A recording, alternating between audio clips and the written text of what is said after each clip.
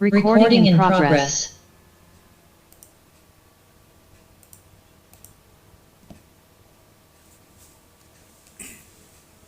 શરૂઆત કરીએ. મંગલાચરણ. અષ્ટાધ્યાયી જગન્માતા યસ્ય ચિત્તાत् સમુત્થિતા વેદાનામ ઉપકારાય તસ્મૈ પાણિનયે નમઃ. નમસ્કાર, આપ સર્વેનું સ્વાગત છે. આપણે અત્યાર સુધી લગભગ કદાચ 11 કે આ 12મું લેક્ચર છે. 11 પૂરા કર્યા, 12મું આ કલાકે આ લેક્ચર છે. એ 11 લેક્ચરમાં આપણે માત્ર સંજ્ઞા ઓળખ, અષ્ટાધ્યાયીમાં આવતા કુટુંબના સભ્યોની વાત કરી. હવે ઓળખાણ થયા પછી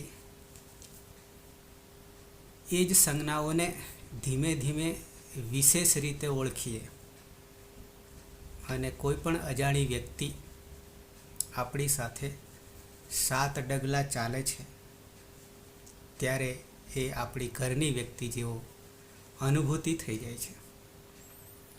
એમ હવે આ સભ્યોને, સંજ્ઞાઓને ઓળખવા જઈ રહ્યા છે અને સાથે સાથે નવા ટોપિક તરફ જઈ રહ્યા છે.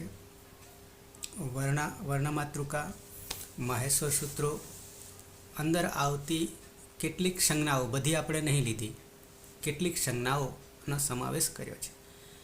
હવે એ જ સંજ્ઞાઓને ધીમે ધીમે જ્યાં જ્યાં આવશે ત્યાં વિશેષ એમનો પરિચય થશે અને એ આપણા કુટુંબીજન સભ્ય બની જશે કાયમના માટે, અથવા આપણે એમના કુટુંબીજન બનીશું.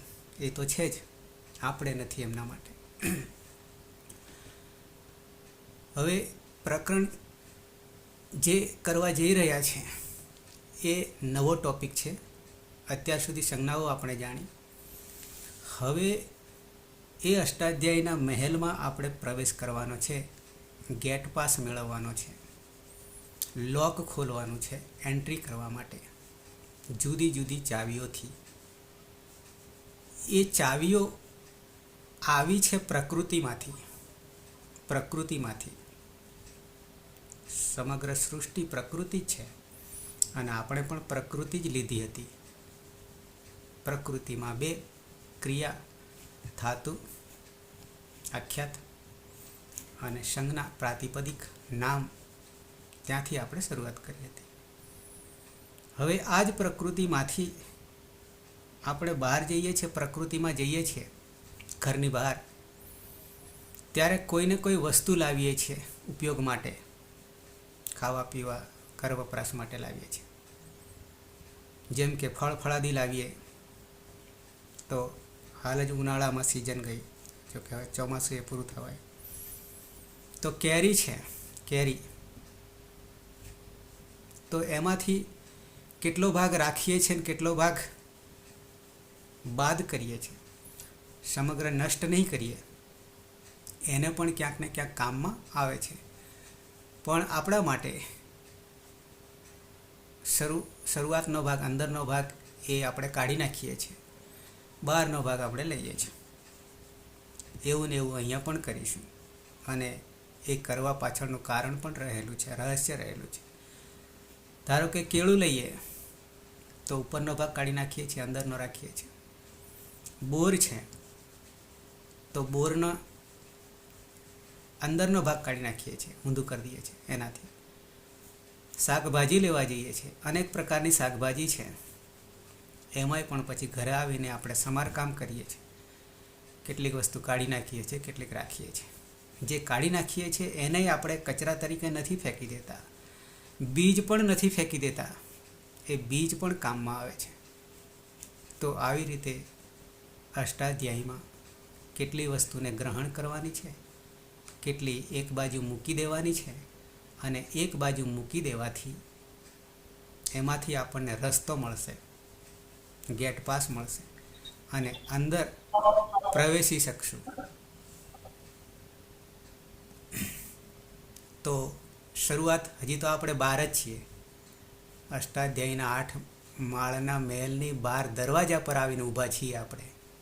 અને એક પછી એક ચાવી લગાવવાના છીએ અને અંદર એન્ટ્રી કરીશું.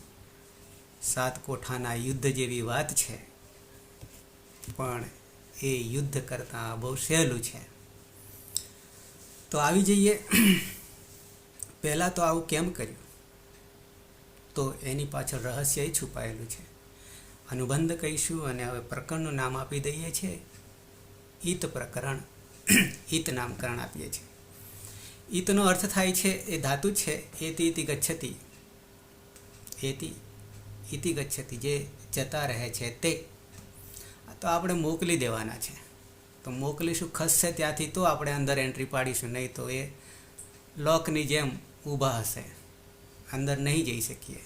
તો એ રસ્તો કરવાનો છે હવે અંદર પ્રવેશ કરવા માટે. તો પ્રકરણનું નામ છે ઈતકરણ. બીજો એનો સમાનાર્થી અર્થ આપીએ તો અનુબંધ. અનુબંધ સમાનાર્થી છે.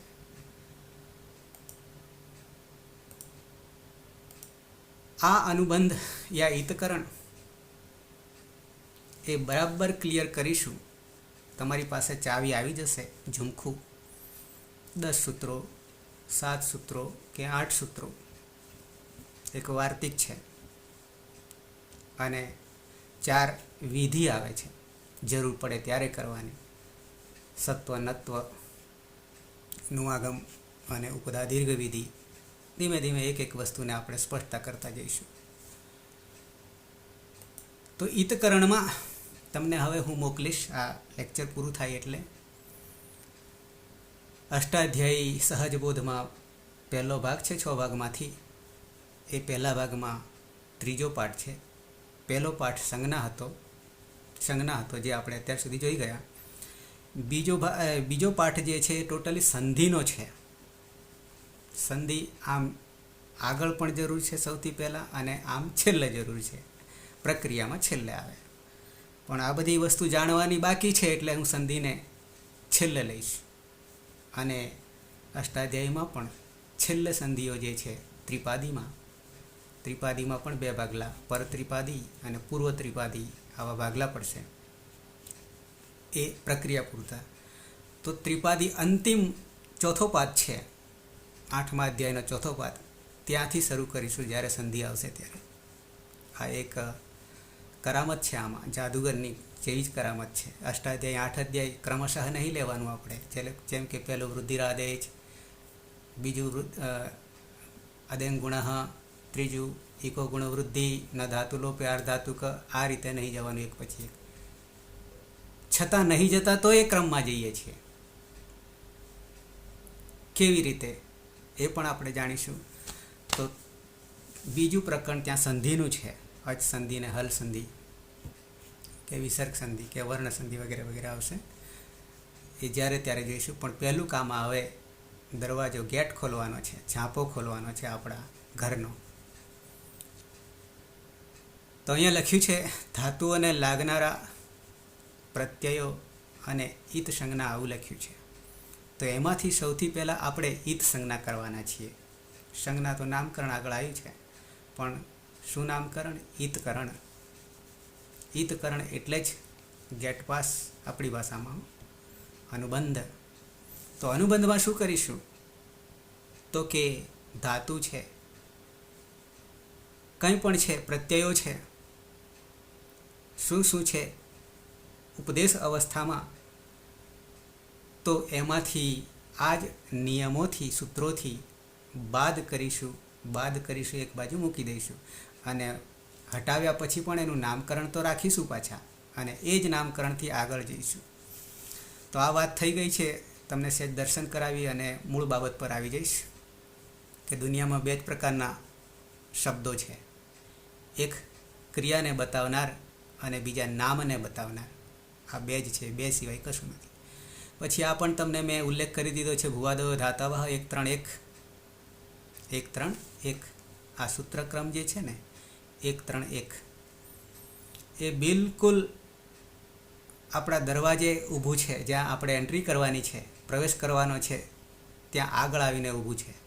અને એના પછી તરત જ આપણને પહેલું જ સૂત્ર ઈતકરણનું મળી જશે 1 3 2 થી.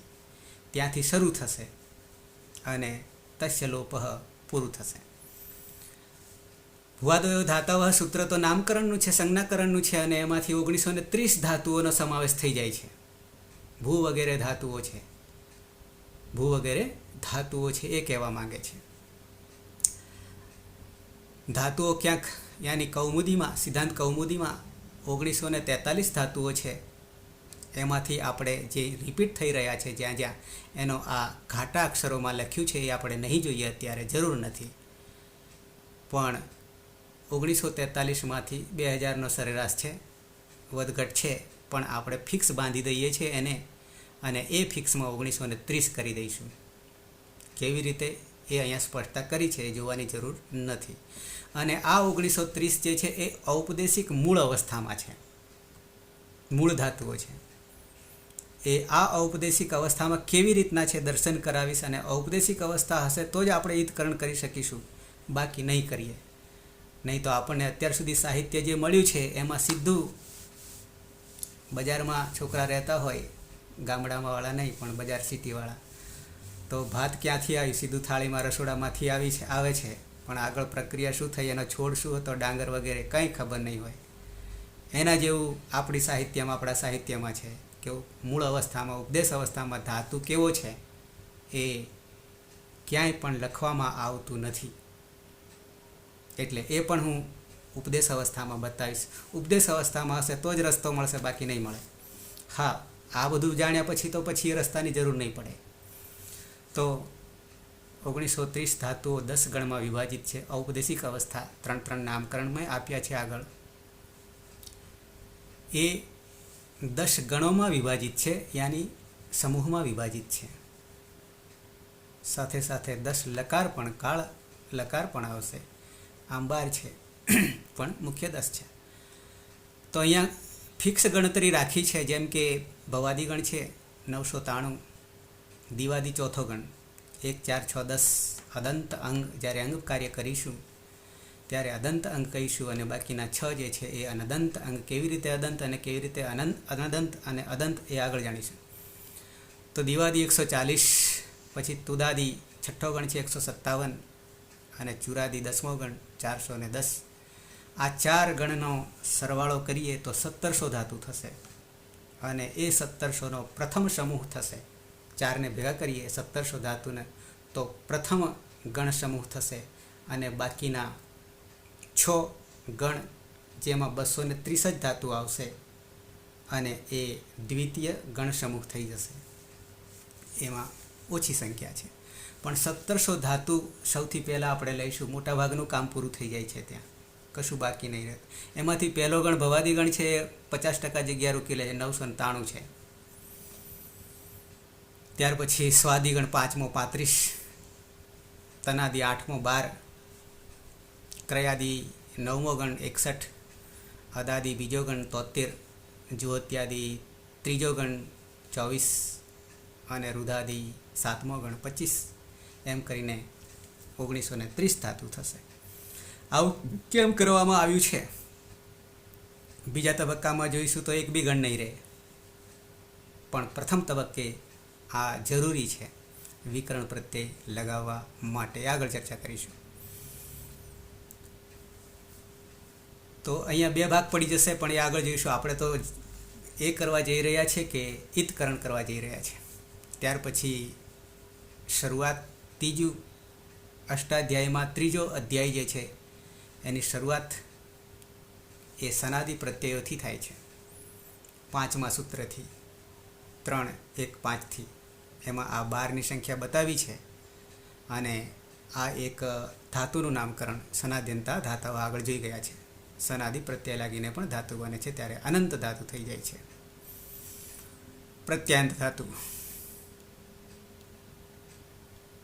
પછી આ વિભાજન અત્યારે નહીં જોઈએ, એ પછી જોઈએ છે. કેમ તો કે આપણે ઈતકરણ જોવા જઈ રહ્યા છે, ઈત પ્રકરણ જોવા જઈ રહ્યા છે, એટલા માટે એ અહીંયા અંતે આપેલું છે. સીધો ત્યાં આવું છું, કારણ કે એ જોયા પછી જ બાકીની પ્રક્રિયા, કારણ કે ગેટ પાસ ખોલવો પડશે, દરવાજો ખોલવો પડશે, અને પછી જ આપણે અંદર એન્ટ્રી આપીશું. ત્યાં સુધી નહીં જવાય આ બધામાં. પાછો અહીંયા આવીશ, પણ આપણે પહેલું કામ શું કરવાનું છે એટલા માટે.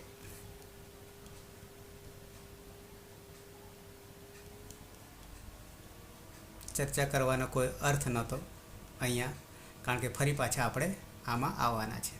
અહીંયા છે ઈત સંજ્ઞા પ્રકરણ. ધાતુ જે છે બે પ્રકારના, ઔપદેશિક અને આતિદેશિક. એમાં જે ઔપદેશિક ધાતુ છે એમાં આ ઈતકરણની જરૂર પડવાની છે. ઈતકરણની જરૂર કેટલી જગ્યાએ પડવાની છે એ તમને એક કારિકાથી બતાવીશ, એ અષ્ટાધ્યાયમાં જઈને બતાવીશ. તો જે ઔપદેશિક મૂળ 1930 ધાતુ છે, ભુવાદયો ધાતવ 1-3 સૂત્રથી શરૂ થાય છે, એ તો માત્ર નામકરણ છે. આતિદેશિક ધાતુને સનાદિ પ્રત્યય લાગીને સનાદ્યંતઃ ધાતવ નામકરણ થઈ જશે. તો ઈત સંજ્ઞા જેમ મેં તમને કહ્યું કે કેરી છે, તો એમાં કયો ભાગ કાઢી મૂકીને કયો લેવાનો છે. એવા જ ધાતુ જેમ કે ડુક્રુય છે, અહીંયા પાછળ નહીં, આપણને માત્ર ક્રુ મળે છે, ડુ નહીં દેખાતો ક્યાંય કે અહીંયા નહીં દેખાતો, ખાલી ડુ હોય છે. તો ઉપરનો ભાગ ગયો, વચ્ચેનો ભાગ રહી ગયો, અંદરનો ભાગ ગયો. એ આ ઉદાહરણો છે, એને આપણે નહીં જોઈએ હાલ. સીધા આવી જઈએ ઈત સંજ્ઞા કરનારા સૂત્રો. અને 1-3-2 1-3-1 તો ભુવાદયો ધાતવ છે. અચ્છા, પહેલું સૂત્ર છે ઉપદેશે જનુનાસિક ઈત. ઉપદેશે, પછી અવગ્રહ છે, એ અનો અડધો ભાગ છે. પછી જ છે એ સંધિથી મુક્ત કરીશું તો ચ થઈ જશે, અને અ પણ છૂટો પડી જશે એટલે અચ થઈ જશે. ઉપદેશે અચ, ચ હલંત થઈ જશે, પ્રત્યાહાર અચ, અનુનાસિક ઈત. બે પદો દેખાય છે તમને, પદો 4 છે, પદો 4 છે. નંબર 1 ઉપદેશે, નંબર 2 અચ, નંબર 3 અનુનાસિક. અનુનાસિક આવશે કારણ કે પાછળ ઈ છે, અચ છે, વિસર્ગનો લોપ થઈ ગયો. અને ઈત, ઈતનો અર્થ તમને ખબર છે, એતિ ઇતિ ગચ્છતિ, જે પાછળથી જતા રહેવાના છે. આવી જઈએ હવે સીધા અષ્ટાધ્યાયમાં, પણ તમને બતાવી દઉં, ત્યાંથી વધારે ખ્યાલ આપણને આવશે.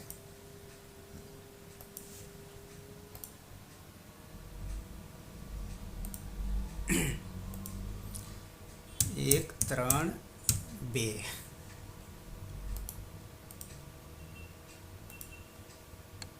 उपदेशे जनुनासिक इत. उपदेशे जनुनासिक इत.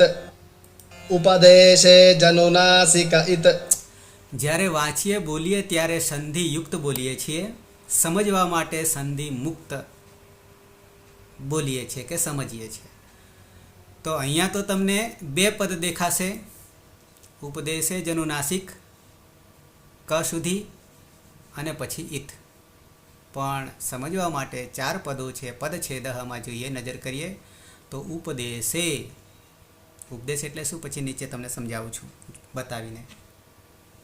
સપ્તમી વિભક્તિ, એક વચન અહીંયા લખ્યું છે પણ વિભક્તિમાં અત્યારે નહીં પડીએ, પણ એ આધાર તરીકે કામ કરે છે. હસ્તે, લેખની અસ્તિ આધાર તરીકે કામ કરે છે. અહીંયા ક્યાંક ક્યાંક બીજા અર્થો પણ બતાવશે. તો ઉપદેશે, ઉપદેશ અહીંયા કયા પદનું, કયા નામનું, સંજ્ઞાનું, શબ્દનું આ રૂપ બન્યું છે એ અહીંયા નથી લખ્યું, પણ ઉપદેશ શબ્દનું શું બની ગયું? ઉપદેશે. ઉપદેશ અવસ્થામાં આવો અર્થ કરીશું. પછી ઉપદેશ કોને કહીશું એ નીચે બતાવું છું કે આટલી આટલી વસ્તુ હોય એને ઉપદેશ કહીશું. આપણે જાતે બનાવી દઈએ તો ઉપદેશ નહીં થાય. પહેલાં પદો જોઈ લઈએ. ઉપદેશે, ઉપદેશ અવસ્થામાં, માં, પર, એવો આપણો ગુજરાતી પ્રત્યય છે. અચ, અચ તમને ખબર છે હવે, તરત જ લાઇટ થઈ જવી જોઈએ. અચ પ્રથમા એક વચન પ્રત્યાહાર છે. અચ મહેશ્વરના 4 સૂત્રો શરૂઆતના, અય ઊંડ રૂલુક એવંગ ને અય ઔચ. આદિરંત્યને સહેતા, પ્રત્યાહાર બનાવવાનું સૂત્ર. તો આદિ અને અંતિમ ઇત્સંજ્ઞક વર્ણ અચ બરાબર 9 સ્વરો. અનુનાસિક, અનુનાસિકનું બની ગયું અનુનાસિક, વિસર્ગ લાગી ગયો. આ વિસર્ગ 2 ટપકા દેખાય છે, આમ 2 ગોળ ગોળ આવે, પણ અહીંયા વર્ણો નાના છે એટલે આપણને 2 ટપકા દેખાય છે. વાસ્તવમાં તમને મેં જીહવા મૂલ્ય અને ઉપદમાનીયમાં તમને બતાવ્યું હતું, તો એવા ગોળ ગોળ 2 આવે વિસર્ગને, જેને વિસર્ગ કહીશું. વિસર્જનીય શબ્દ આગળ આવશે. તો અનુનાસિક, આ વિસર્ગ કેવી રીતે બેઠો છે એ પછી વાત આવશે, પણ આપણે આ જ ઉકેલવાનું છે. જેમને વ્યાકરણ નથી એવા મારા જેવાને પણ આ વિસર્ગ કેવી રીતે બેઠું છે, રામમાંથી રામઃ કેવી રીતે થયું, એ નિષ્પન્ન નહીં કરી શકે. અને માત્ર રામઃ નિષ્પન્ન થાય તો પછી સંસ્કૃતમાં કેટલું જ્ઞાન છે એ આપણને ખબર પડી જાય. તો અનુનાસિક વિસર્ગ પછી સમજીશું જ્યારે આવશે ત્યારે. પણ અનુનાસિક નાસિકા દ્વારા બોલાવો, મુખ નાસિકા વચનો અનુનાસિક આપણે આગળ જોઈ ગયા. કોણ? તો કે અચ સ્વરો. આ શરત છે. પહેલી શરત આપણે શું કરી રહ્યા છે? ઈતકરણ કરી રહ્યા છે. કાઢવાના છે, એક બાજુ ખસેડવાના છે, નાશ નહીં કરવાનો. તો એક તો ઉપદેશ અવસ્થા, ઉપદેશ અવસ્થા હજી સમજાવું છું તમને. અચ 9 સ્વર. અનુનાસિક કેવા હોવા જોઈએ? અનુનાસિક હોવા જોઈએ. અનુનાસિક કેવા હોવા જોઈએ? કેવી અવસ્થામાં લખાય એ બી તમને લખાયું છે, પાછળ લખાઈશ. અને ઇત પ્રથમા એક વચન કોનું? ઇત સંજ્ઞાનું. અનુવૃત્તિ નથી, અધિકાર નથી, કારણ કે શરૂઆત જ અહીંયાથી થવાની છે. નામકરણનું સૂત્ર છે સંજ્ઞા સૂત્રમ, ઇત સંજ્ઞા સૂત્ર. ઇત કોને કહીશું? અનુબંધ કોને કહીશું? આ આપણે સમજવા જઈ રહ્યા છીએ. તો ઉપદેશે વિદ્યમાન રહેલા અનુનાસિક સ્વર ઇત સંજ્ઞક ભવતી, એની ઇત સંજ્ઞા થઈ જશે. આવું આ સૂત્ર કહી રહ્યું છે. ઉપદેશ અવસ્થામાં અચ જે છે 9 સ્વરો છે એ અનુનાસિક હશે તો એની ઇત સંજ્ઞા થઈ જશે. હવે સીધો હું ઉપદેશ કોને કહેવાય એના પર આવું છું. ઉપદેશ, ઉપદેશ કોને કહેવાય? કશું જ બાકી નહીં રહેશે. ટૂંકમાં અષ્ટાધ્યાયીમાં જે કંઈ કહેવામાં આવ્યું છે, 3 મુનિઓએ કહી ગયા છે. ભગવાન, પાણીની,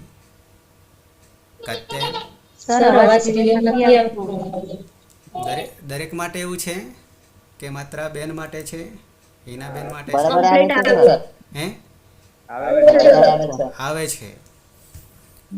હા, તો કોણ હિના બેન હતા ને? હા, તમારું નેટવર્ક છે ને ક્યાંક ક્યાંક કપાતું હશે, એટલે આવી જશે પાછું. બરાબર, હવે ક્લિયર હશે. અચ્છા, હું અહીંયા રિફ્રેશ કરી દઉં છું. મારું પીસી ના ઊંઘી જાય કદાચ, હું બોલ કરું એટલે બની શકે. અચ્છા, તો આ સૂત્ર હું એક સૂત્ર 3978 સૂત્રમાં આગળ એક આપ્યું, આદિરંત્યન સહેતા 1-1-71. એ સૂત્રથી 52 પ્રત્યાહાર સાધ્યા હતા. ના, બાકી છે બધા નહીં, 44 સાધ્યા હતા. જો કે એમાંથી બીજા ઘણા આવી ગયા. તિંગ આવી ગયો, તંગ આવી ગયો.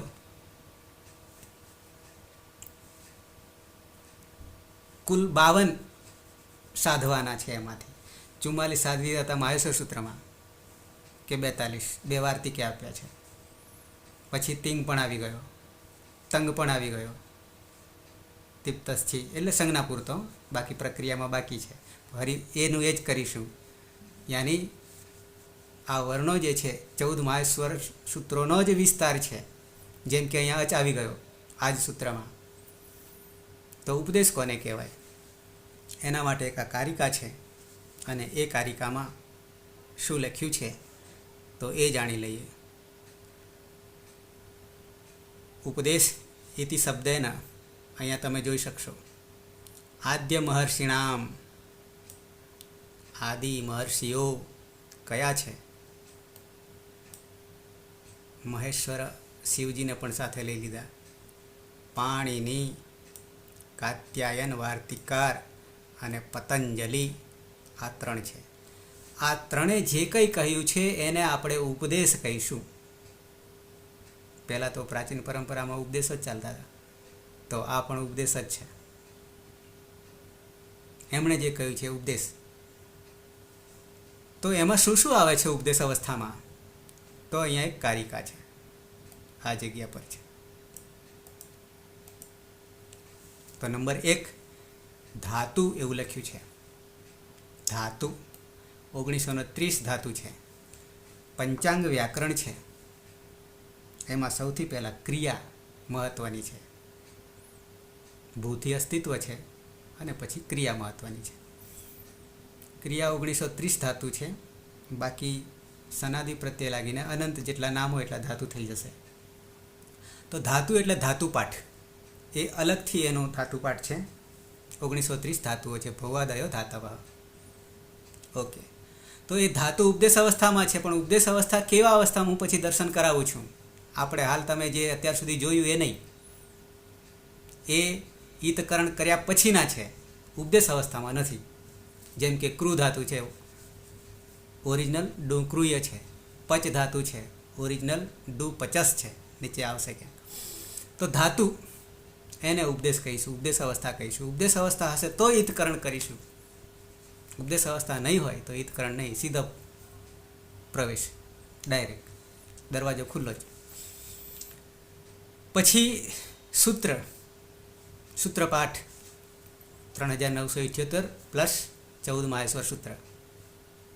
આ બધા જ સૂત્રો ઉપદેશ અવસ્થામાં છે. જેમ કે આપણે 14 માહેશ્વર સૂત્રમાં અંતિમ ઇત્સંજ્ઞક વર્ણ, પહેલામાં અયુણ, તો અણ, એ આના પછીનું સૂત્ર આવી રહ્યું છે હલંત્યમ. એનાથી ઇત્સંજ્ઞા કરીશું કે કરી દીધી. એવા 14 ઇત્સંજ્ઞક વર્ણો અંતિમ.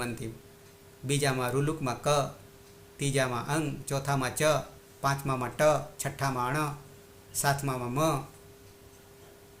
આવી રીતે હલ સુધી, લ સુધી ઇત્સંજ્ઞક વર્ણો હતા, સૂત્રોમાં હતા.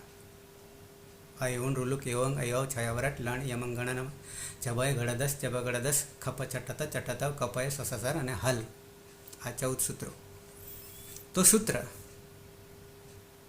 ત્યાં પણ આ સૂત્રો પણ ઉપદેશ અવસ્થામાં જ છે. વૃદ્ધિરાદૈચ, અદંગુણ કે ઉપદેશ અજનુનાસિકિત, આ બધા ઉપદેશ અવસ્થામાં છે. સૂત્રપાઠ. પછી લખ્યું છે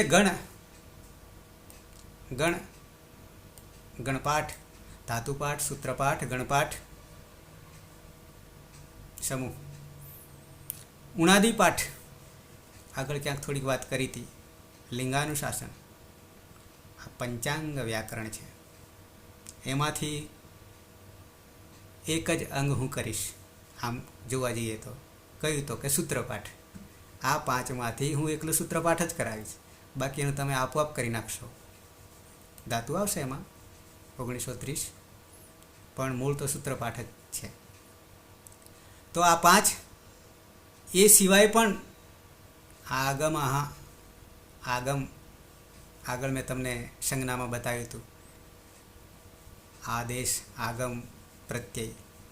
તો અહીંયા આગમો ઉપદેશ અવસ્થામાં, પ્રત્યયો ઉપદેશ અવસ્થામાં. ધાતુને લાગનારા 4 પ્રકારના, નામને લાગનારા 4 પ્રકારના પ્રત્યયો. આ બધા પ્રત્યયો ઉપદેશ અવસ્થામાં છે. ઉપદેશાહ પ્રકીર્તિતા. તો આદેશ, આગમ અને પ્રત્યય, આ બધામાં સૌથી વધારે કોનો ઉપયોગ થશે? તો કે પ્રત્યયોનો થશે, સૂત્રોનો થશે, આગમોનો થશે અને આદેશનો થશે. ટૂંકમાં આ બધું જ જે કંઈ છે તે ઉપદેશ અવસ્થામાં છે એટલું સમજી લેવાનું. આદ્ય ઉચ્ચારણમ. તો ઉપદેશ માટે આટલું પૂરતું છે મારા ખ્યાલ મુજબ. પણ અહીંયા આ સૂત્રની અંદર ઉપદેશે અચ અનુનાસિક ઈતથી શું કહેવા માંગે છે? તો કે ઉપદેશ અવસ્થામાં આટલી જે વસ્તુ છે, ધાતુપાઠ, સૂત્રપાઠ, ગણપાઠ, ઉણાદિપાઠ, લિંગાનુશાસન, આગમ, આદેશ અને પ્રત્યય, એ ઉપદેશ અવસ્થામાં છે. એ જ્યાં જ્યાં દેખાય ત્યાં ત્યાં ઈતકરણ કરવાનું થશે. અને એ ઈતકરણમાં પહેલું આ સૂત્ર કોની ઈત સંજ્ઞા કરવાની છે? પહેલી શરત ઉપદેશ અવસ્થામાં તો શું હશે? બધું જ છે, કશું બાકી નહીં રહે.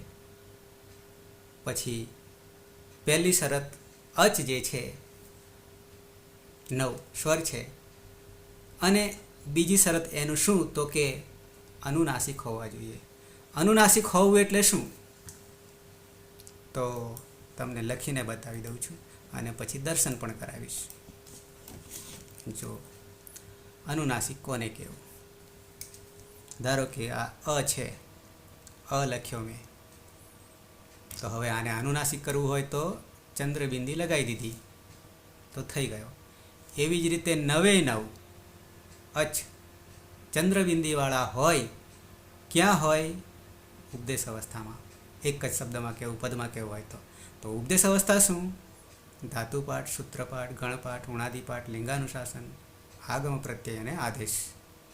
આટલી જગ્યાએ આ બધું ઉપદેશ અવસ્થા છે. અને એટલી જગ્યાએ જો અચ યાની 9 સ્વર કેવા હોવા જોઈએ?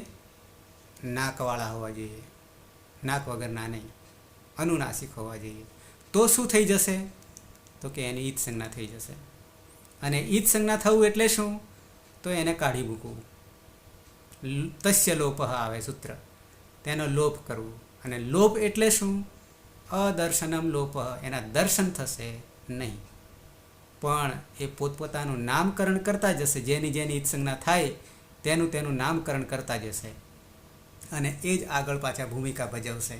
કયા રસ્તે જવાનું છે તે આપણને બતાવશે. તો આ પહેલું સૂત્ર લગભગ દરેકને ક્લિયર થઈ ગયું હોવું જોઈએ. હવે ઉદાહરણ ખાલી બતાવવાના છે તમને.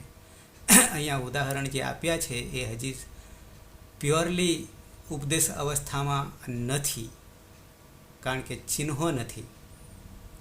એના માટે હું તમને અલગથી બતાવું છું ઉપદેશ અવસ્થા કેવી રીતે છે તે. છતાં અહીંયા સહેજ દ્રષ્ટિ કરાવું તમને.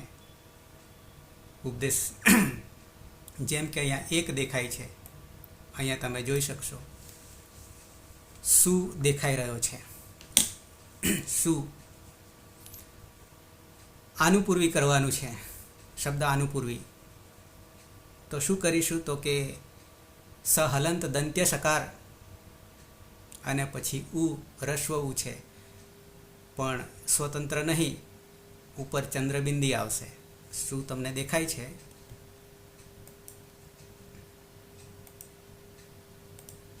શું તમને દેખાય છે? યાની તમને પ્રશ્ન નહીં કરતો, પણ આ શું આવી રીતે છે. તો એમાં આનુપૂર્વી કરીએ તો સ અને આવો ઉ છે. આ ઉ છે એ કોણ છે? અચ છે. પણ કેવો અચ છે? અનુનાસિક છે. અને અનુનાસિક હોય તો શું કરીશું? ઉપદેશે અચ અનુનાસિક. આ પ્રત્યય છે એક. શું પ્રત્યય છે? સુ અવજસ અમ ઔઠષ્ટાભ્યામ ભીષ શુકના પ્રત્યય છે. તો હવે અહીંયા રહ્યું કોણ? સ રહ્યો. આ ઉ નીકળી ગયો, એની ઈત સંજ્ઞા કરી દીધી. તસ્ય લોપ દર્શન લોપ. હવે આના દર્શન થશે નહીં. પછી આગળ પ્રક્રિયા અહીંયા નહીં કરવી આપણે. સમાંથી વિસર્ગ કેવી રીતે થાય છે તે, રામ કેવી રીતે થાય છે તે. ભવતુમ દેખાય છે, તમારે રહેલો ઉ. ગમલું દેખાય છે, ગમ ધાતુ લુ છે, રૂલુક. ડુપચસ દેખાય છે તમને, તો એમાં જો કે હજી બાકીના પછી આવશે, પણ ચમાં રહેલો અ છે, ચમાં રહેલો અ છે. ટુ ઓશ્વી ભૂને જવા દઈએ કારણ કે કંઈ છે નહીં ત્યાં. ટુ ઓશ્વી ઓ દેખાય છે, અનુનાસિક છે. લણ દેખાય છે, લની ઉપર લમાં રહેલો અ ઉપર ચંદ્રબિંદી છે. તો આવી રીતે આ બધા જે છે અચ અનુનાસિક છે, અને અનુનાસિક હોવાને કારણે કયા મંત્રથી એને આપણે લોપ કરી દઈશું, અદૃશ્ય કરી દઈશું? પેલા જાદુગરની જેમ નહીં, તસ્ય લોપ, એ અર્થ બતાવે છે, તેનો લોપ કરીએ છીએ. પણ લોપ કરનારું મેન ચાવી તો ઉપદેશે અજ અનુનાસિક જ છે, અચ અનુનાસિક હોવા જોઈએ અને ઉપદેશ અવસ્થામાં હોવા જોઈએ, તો એની જ સંજ્ઞા થઈ જશે. હવે અહીંયા તમને કેટલાક ધાતુઓ અહીંયા આપ્યા છે. ધાતુ પાઠ આના પછીનું પ્રકરણ છે. ઓકે, તો હવે ઉપદેશ તો ખ્યાલ આવી ગયો. આદ્ય ઉચ્ચારણમ 3 મુનિએ કહી ગયા. હવે ધાતુ અહીંયા તમને 1 નંબર દેખાશે. જો ગુહુ સંવર્ણે, સંવર્ણે એનો અર્થ છે સંસ્કૃતમાં, પણ ગુહુ દેખાય છે તો હું દીર્ઘ ઉ છે અને ઉપર ચંદ્રબિંદી છે. તો આ ઉપદેશ અવસ્થામાં ધાતુ છે. તો ઈતકરણ કરીશું તો બચશે શું? કોણ જશે આમાંથી? કેવી રીતે જશે? તો કે દીર્ઘ ઉ છે અને ચંદ્રબિંદી છે, ઉપદેશ અવસ્થામાં છે, એટલે ઉપદેશે અચ અનુનાસિક ઈત.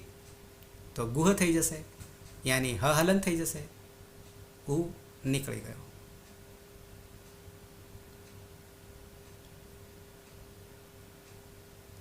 એવી જ રીતે 1850 તમને દેખાશે.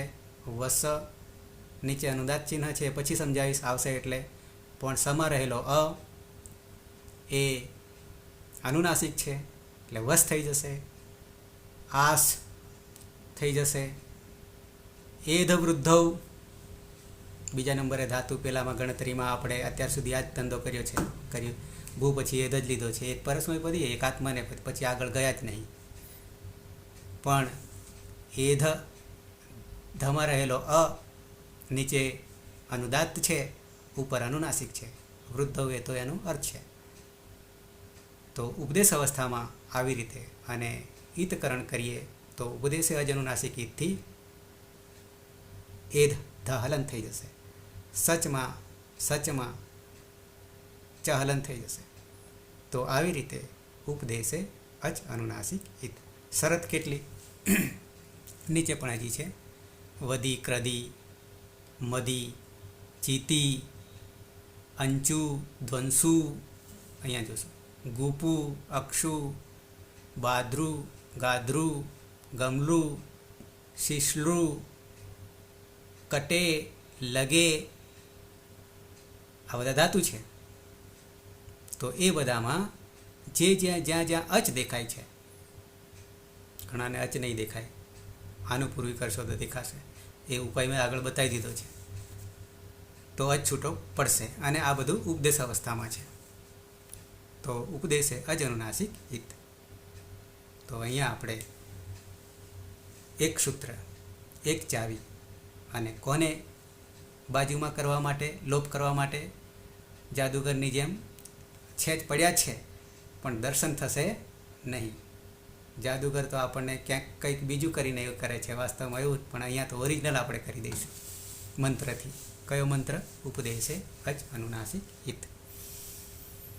બીજા નંબરનું હવે અચનો વારો પૂરો થઈ ગયો. અચ કેવી રીતે જાય? શરતો ઉપદેશ અવસ્થામાં હોય, અનુનાસિક હોય તો એની જ સંજ્ઞા થઈ જશે. નંબર 2, અચનું કામ પૂરું થયું એટલે આવ્યા હલંત્યમ. 33 હલ બાકી રહ્યા. તો એ કેવી રીતે જશે? તો હલ અંત્યમ 1 3 3 એના પછીનું તરતનું. હલ અંત્યમમાં લ હલંત કરી દઈશું અને અંત્યમ થઈ જશે. 2 પદો છે, એક પદ નથી, પદો 2 છે. પહેલાં આવી જઈએ, અષ્ટાધ્યાયમાં આવી જઈએ, એના પછીનું તરત. હલંત્યમ હલંત્યમ हलन्त्यम् ઓકે. હવે તમારા માટે શ્રોતાવર આ મેં સૂત્ર જે ચલાવી રહ્યો છું એ 23 કલાકમાં તમને સિદ્ધ થઈ જવા જોઈએ.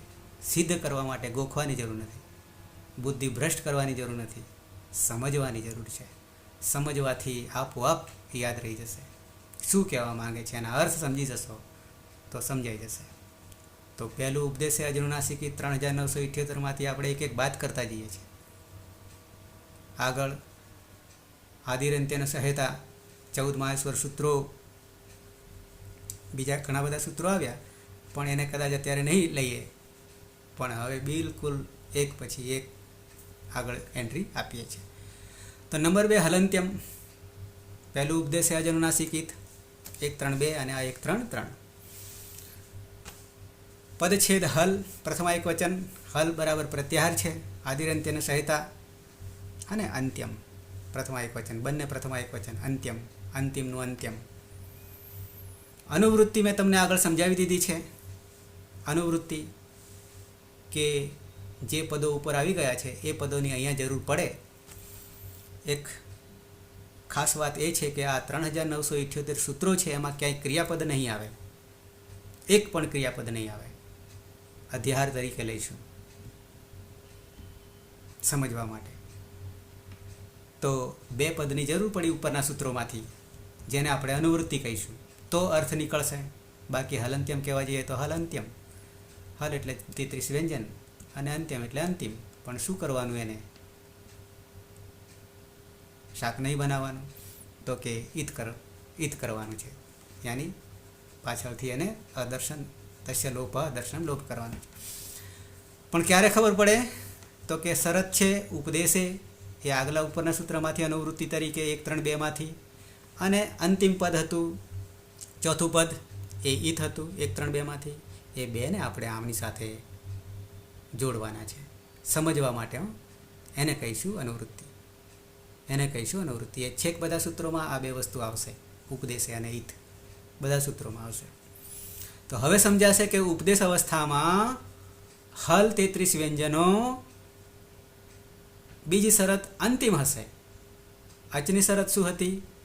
અચની શરત ગમે ત્યાં હોય, આગળ હોય, પાછળ હોય, વચ્ચે હોય, ગમે ત્યાં હોય, પણ નાક હોવું જોઈએ, નાકવાળા હોવા જોઈએ, અનુનાસિક હોવા જોઈએ, તો એની જ સંજ્ઞા ઉપદેશ અવસ્થામાં તો હોય જ. પણ હવે હલની શરત શું? તો કે ઉપદેશ અવસ્થામાં હોવા જોઈએ અને અંતે હોવા જોઈએ. એ મેઇન બાબત છે. પેલામાં અનુનાસિક, અહીંયા અંતે હોવા જોઈએ વ્યંજન હલ. તો શું થઈ જશે? તો કે ઈત સંજ્ઞા થઈ જશે, કાઢી મૂકીશું. તસ્ય લોપઃ અદર્શનમ લોપઃ. સંજ્ઞા નામકરણ છે. ઉપદેશસ્ય અંતિમ વ્યંજનમ ઈત સંજ્ઞકમ ભવતી. આ એની એ જ વસ્તુ છે. ઉપદેશ અવસ્થા કોને કહેવાય? અહીંયા થોડાક ઉદાહરણ છે. તુમુન પ્રત્યય છે, તુમુન પ્રત્યય છે.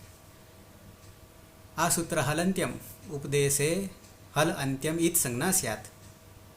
તો અંતિમ ન જે છે એ હલંત છે. તો એ નને આપણે લોપ કરી દેવાનો છે.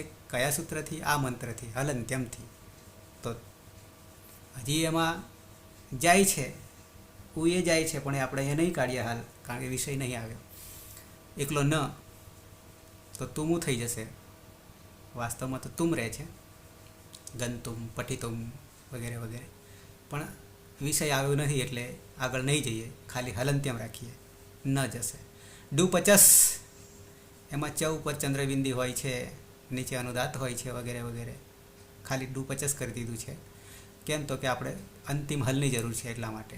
મૂર્ધન્ય સકાર છે તો એ હલંત્યમ સૂત્રથી ડુ પચ સ ગયો.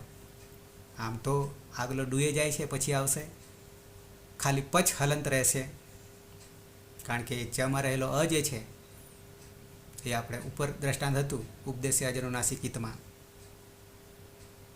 ભૂ જે છે એમાં છે જ નહીં, કશું નહીં જાય. તો હલંત્યમ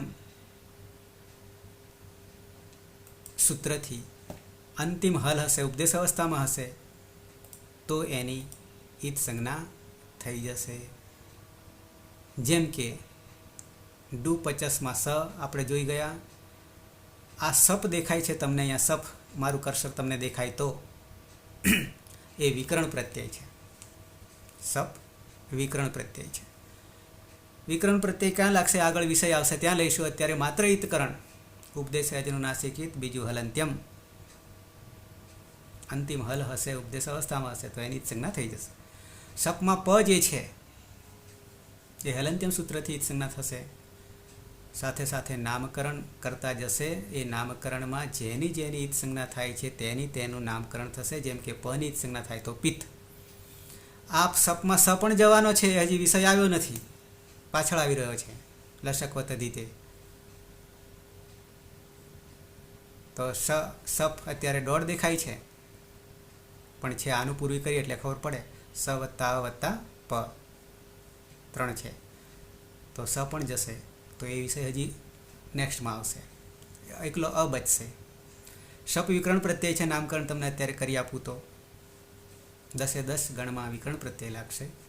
સાર્વધાતુક તિંગ પ્રત્યય આવશે ત્યારે. સાર્વધાતુક તિંગ કોને કહેવાય પછીની વાત છે, એક પછી એક આવશે. પછી સ્નમ લખ્યું છે, સ્નમ એ પણ વિકરણ પ્રત્યય છે. મ હલંત્યમ સૂત્રથી જશે. સ પણ જવાનો છે, મેં આમાં કહ્યું તેમ એકલો ન બચશે, પણ સ ને નનો વિષય હજી આવ્યો, સનો વિષય આવ્યો નથી. તો મ હલંત્યમ સૂત્રથી ઈત સંજ્ઞા થઈ જશે. અણિચ ચ હલંત્યમ સૂત્રથી ઈત સંજ્ઞા જશે. તો 2 સૂત્રો તમને અચ ગયા અને હલે ગયો. તો બાકી શું રહે? કશું બાકી નહીં રહેતું.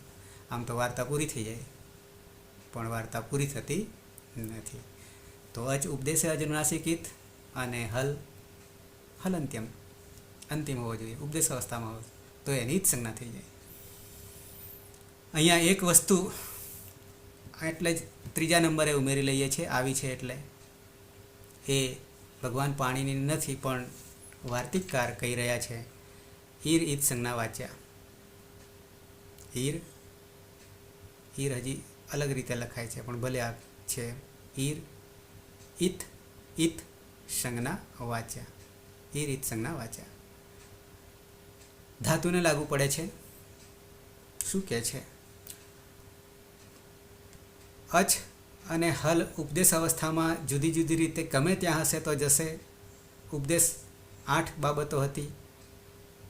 હવે અહીંયા ધાતુ માટે જ્યાં જ્યાં ધાતુમાં અંતે ઈર હશે,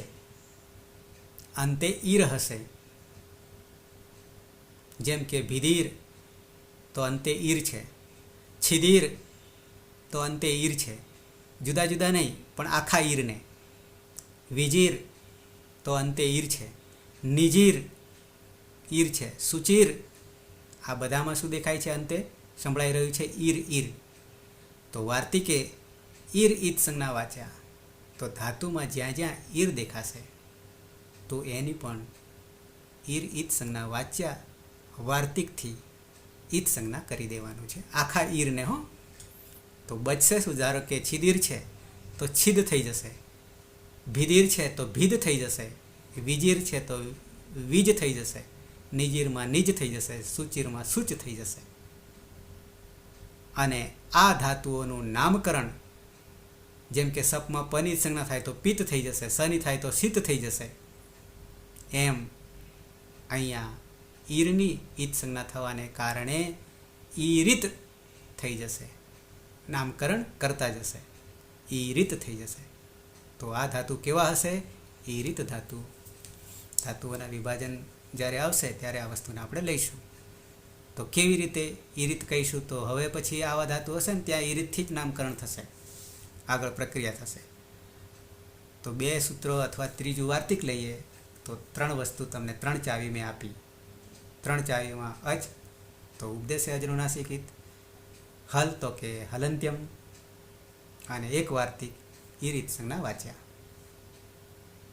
એક પછી એક આપણે 7 લેયરનું લોક છે, ચાવી આપતા જઈએ છીએ. બેંકોમાં હોય ને, બહુ કિંમતી વસ્તુ હોય તો પછી એ લિયર હોય છે કે લેવર હોય છે.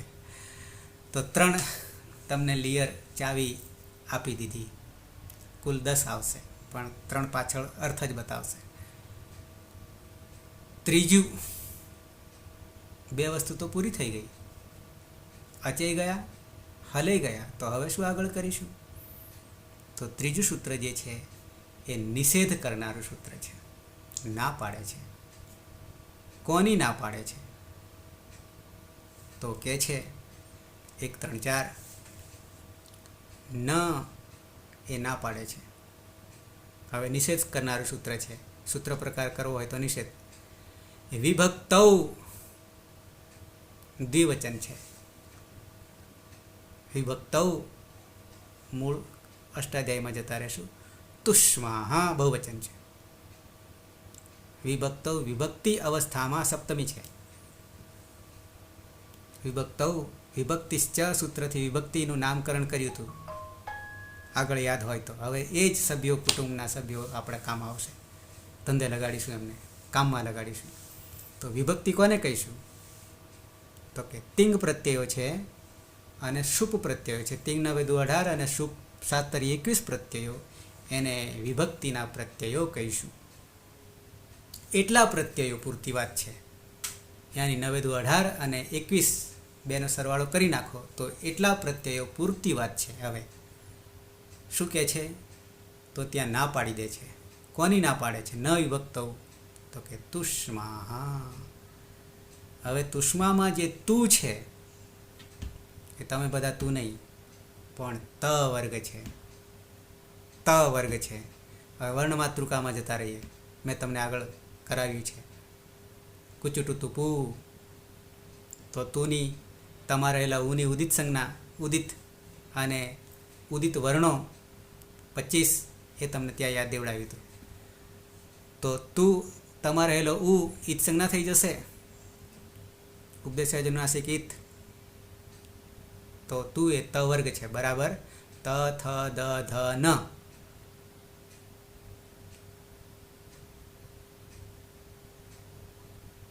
પાંચ ત થ દ ધ ન બરાબર ત વર્ગ. ત વર્ગ. અને સ્માહા દંત્ય સકાર છે. દંત્ય સકાર. ત વર્ગના 5 વર્ણો, દંત્ય સકાર અને પછી મ છે, મકાર. બરાબર 5, 6 ને 7 ક્યાં હોય? આમ તો હલંત્યમ સૂત્ર, કારણ કે આ હલ છે તો અંતિમ હોય, ઉપદેશ અવસ્થામાં હોય તો ઈત સંજ્ઞા થઈ જાય. તો હલંત્યમ સૂત્ર હતું, એ સૂત્રને બાધ કરનારું આ સૂત્ર છે, નિષેધ કરનારું આ સૂત્ર છે, દુશ્મન છે બીજા સૂત્રનું, હલંત્યમ સૂત્રનું. કેવી રીતે? પણ અમુક મર્યાદામાં જ. આ ક્ષેત્રમાં નહીં જઈ શકે. હલંત્યમ ના પાડી દે છે, તારું કામ નહીં અહીંયા. ક્યાં કામ નહીં હલંત્યમનું? તો કે વિભક્તિના જે પ્રત્યયો છે, વિભક્તિ અવસ્થામાં તિંગ અને શુપ, એટલા પ્રત્યયોમાં ત વર્ગના વર્ણો અંતિમ તો ખરા જ, કારણ કે હલ અંત્યમ જે છે, હલ અંત્યમ આખાને નીચે લાવીશું, અનુવૃત્તિ ઉપદેશે નહીં લાવીશું અને ઈત નહીં લાવીશું. તો ત વર્ગમાં 5, શકાર ને મકાર બરાબર 7, એની ઈત સંજ્ઞા થશે નહીં. 9 ના પાડે છે. ન વિભક્તૌ તુષ્મા ના પાડે છે કે આમનું નહીં થાય, રોકી લે છે કે તારું કામ નહીં અહીંયા. કોનું? હલંત્યમનું. હલંત્યમ સૂત્રને નિષેધ કરનારું આ સૂત્ર છે. પણ ક્યારે? વિભક્તિ અવસ્થામાં. યાની તિંગ પ્રત્યયો હશે અને શુપ પ્રત્યયો હશે. એમાં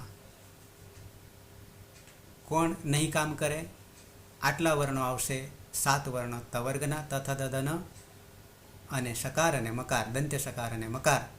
તો એની સંજ્ઞા નહીં કરવાની, આવું કહે છે. આવીએ સૂત્રમાં આવીએ. અહીંયા લખ્યું છે તથ દદન શકાર અને મકાર છે. હલંત્યમને નિષેધ કરનારું સૂત્ર છે. જેમ કે તસ થસ તસમાં સકાર છે, થસમાં સકાર છે, ભીસમાં સકાર છે, તો એની ઈત સંજ્ઞા નહીં થાય. ભ્યામમાં મ છે, ભ્યામ ભ્યામ, તો એમાં ઈત સંજ્ઞા નહીં કરી શકે, રોકી લે છે. આ ના પાડે છે, નિષેધ કરે છે કે અહીંયા અમે નહીં થવા દઈએ. કોણ આડું આવીને ઊભું રહી ગયું? ન વિભક્તૌ તુષ્માહ. न विभक्तौ तुस्माः न विभक्तौ तुस्माः न विभक्तौ तुस्माः. ઓકે. ન અવ્યય છે, કોઈ રૂપ નહીં થાય. અવ્યય એટલે ન નિષેધ કરનારું છે, ના પાડી દે છે. આ નનું બળ જે છે ને, જોર, શક્તિ, તાકાત ઘણી બધી છે. કેટલી બધી છે તાકાત કહું? આખો ગ્રંથ હોય 1000 પાનાનો અને પહેલાં જ ન મૂકી દઈએ તો આખા ગ્રંથ પર પાણી ફરી જાય. આમાંનું કશું જ નહીં ન કરીએ તો. આટલી નાની તાકાત છે. તો ના નિષેધ માટે ના કહે છે. વિભક્તૌ સપ્તમી એકવચન વિભક્તૌ, વિભક્તિ અવસ્થામાં, યાની શુપ અને તિંગ પ્રત્યયોમાં. તુષ્માહ બહુવચન, તુષ્માનું, તું યાની તવર્ગ, કમાયો અહીંયા તવર્ગ. જ્યાં જ્યાં 5 વર્ણ વર્ગોની જરૂર પડશે ત્યાં કુ કહેશે, કુચુટુતુપુ, ટુ, તુ, પુ આવી રીતે કહેશે. તો અહીંયા તુની જરૂર પડી, યાની ત વર્ગના વર્ણોની જરૂર પડે, તો અહીંયા લાઘવતા બતાવી દીધી. શોર્ટકટ, તુ બરાબર ત વર્ગ. સંધિમાં પણ આવશે સ્તોહો, સ્ટુનાષ્ટુહુ, સ્તોહો, સ્ચુનાશ્ચુહુ. સંધિમાં પણ ટૂંકમાં જ્યાં જ્યાં આવી રીતે વર્ગની જરૂર પડે છે, ક વર્ગ, ચ વર્ગ, ટ વર્ગ, ત વર્ગ કે પ વર્ગ, ત્યારે ત્યાં માત્ર કુ કહી જશે, ચુ કહીશે, કુચુટુતુપુ કહી દેશે. તો એ રીતે તું એટલે તથ ધન, દંત્ય સકાર અને મકાર તો દેખાય છે. અનુવૃત્તિ ઉપદેશે ઈત, હલ અને અંત્યમ. ટૂંકમાં ઉપરના બે સૂત્રોના પદોને સાથે રાખવાના છે. અને આ પણ ઈત સંજ્ઞા કરનારું સૂત્ર. પ્રકરણ આપણું ઈતકરણ ચાલી રહ્યું છે, ઈત પ્રકરણ ચાલી રહ્યું છે. કાઢી મૂકીએ છીએ, પણ અહીંયા તો કાઢતા નહીં, ના પાડે છે, નિષેધ કરનારું છે. વિભક્તિ સંજ્ઞક પ્રત્યયસ્ય, વિભક્તિ સંજ્ઞક નામકરણના પ્રત્યયોનું ઔપદેશિક સ્વરૂપે એટલે ઉપદેશ અવસ્થામાં વિદ્યમાન રહેલા. આપણને તો સીધા પ્રત્યયો મળેલા છે. ભોજન કેવી રીતે? તો કે તિંગના પ્રત્યયો જોઈએ તો વર્તમાન લઠ એ બી સૂત્ર છે. તો તી તહંતી સી થ થન મી વહ મહ સીધું આપણને મળી જાય છે. વાસ્તવમાં તી સીમી જે છે, તીપ, તસ, છી, સીપ, થસ, થ, મીપ, વસ, મસ, આવા પ્રત્યય છે ઉપદેશ અવસ્થામાં. તો એ ઉપદેશ અવસ્થામાં શું કહેવું છે? વિભક્તિ સંજ્ઞક પ્રત્યય છે ઔપદેશિક તવર્ગીય વર્ણ, યાની તથ દધન, શકાર અને મકાર. એ તે ઈત સંજ્ઞકા ન ભવંતી. આની ઈત સંજ્ઞા થશે નહીં, નિષેધ કરી દીધો છે.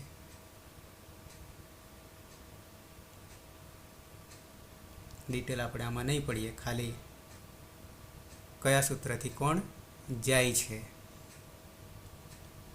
દ્રષ્ટાંત તરીકે તમને બતાવવું હાથમાં આવે તો સમય થવા આવ્યો છે.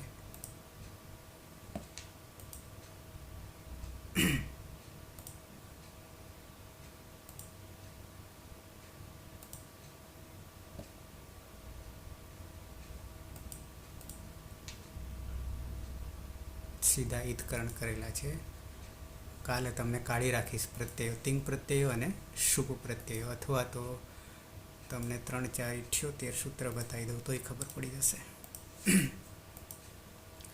3, 4, 78 અહીંયા જોઈ શકશો. તિપ્તશ્ચિસિપ્તસ્થમિવસ્મસ્તાતાંఝથા સાથાન્ધ્વમિડ્વહિ મહિં. આ ધારો કે પ્રત્યયો છે. અહીંયા આ 9-18 પ્રત્યયો છે. અહીંયા એક વચનમાં જ કર્યા છે, આખું એક પદ છે. તો તમે પ જોઈ શકો છો, ટીપ. હાલ આપણે વાર્તિક સાથે પહેલું ઉપદેશે અજનુનાસિકિત, બીજું હલંત્યમ, ઈ રીતસંજ્ઞા વાચ્યા અને ન વિભક્તો તુષ્મા. આટલું જે આપણે જોયું તો એમાંથી તમને નિર્ણય થઈ શકે છે કે ધારો કે તીપ છે તો એમાં પ જશે કે નહીં જાય? જશે તો કયા સૂત્રથી જાય? એ લાઇટ તરત થઈ જોઈએ. તો પ જતો રહે હલંત્યમ સૂત્રથી, કારણ કે ન વિભક્તો તુષ્માહામાં આવર્ણ નહીં આવતો. એ 7 જે છે ત વર્ગના ત થ ત ધ ન દંત્ય સકાર અને મકાર નથી, હોય તો નહીં જાય.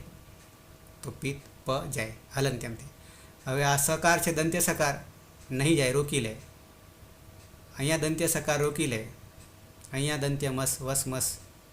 આ આતામમાં મ છે એ પણ ન વિભક્તો તુષ્માથી રોકી લે, બાકી હલંત્યમથી જાય.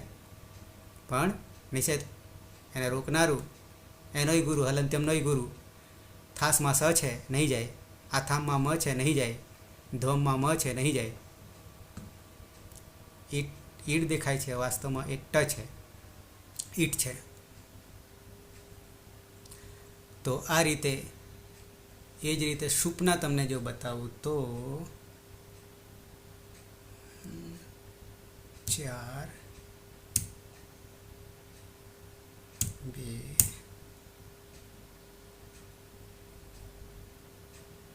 4 1 2. બરાબર છે. स्वौजसमौट्छष्टाभ्यां भिस्ङेभ्यां भ्यस्ङसिभ्यां भ्यस्ङसोऽसाङ्यो सुप. નીચે પદછેદમાં તમે જોઈ શકશો સુ ઔ જસ. જસમાં સ આવ્યો નહીં જાય, અમ આવ્યો નહીં જાય, ઓઠ ટ આવ્યો, સ આવ્યો, ભ્યામ મ આવ્યો. 7 વર્ણો આગળ તમને 9 દુ 18 પ્રત્યયો બતાવ્યા અને આ 7 તરી 21 પ્રત્યયો છે. એમાં ત વર્ગ, સકાર અને મકાર, દંત્ય સકાર અને મકાર આટલા જો આવે તો એ રોકી લેશે. કોણ? ન વિભક્તૌ તુષ્માહા. આ સૂત્ર રોકી લે છે, નિષેધ કરી દે છે, એટલે કે ઈત સંજ્ઞા થશે નહીં. તો અહીંયા જ અટકીએ છીએ, પણ આ સાથે લઈને ચાલજો. આગે પાઠ પીછે સપાટ નહીં થાય. ફરી પાછા યાદ કરાવી દઉં. ઉપદેશે અજનુનાસિકિત, હલંત્યમ, વચ્ચે ઈ રીતસંજ્ઞા વાચ્યા અને નિષેધ કરનારું હલંતના ગુરુ. તો કે કોણ? ન વિભક્તૌ તુષ્માહા. આટલી ચાવીઓ મેં તમને આપી દીધી, બાકીની આવતીકાલે આપીશ. કોઈને પ્રશ્ન હોય તો. અતીત,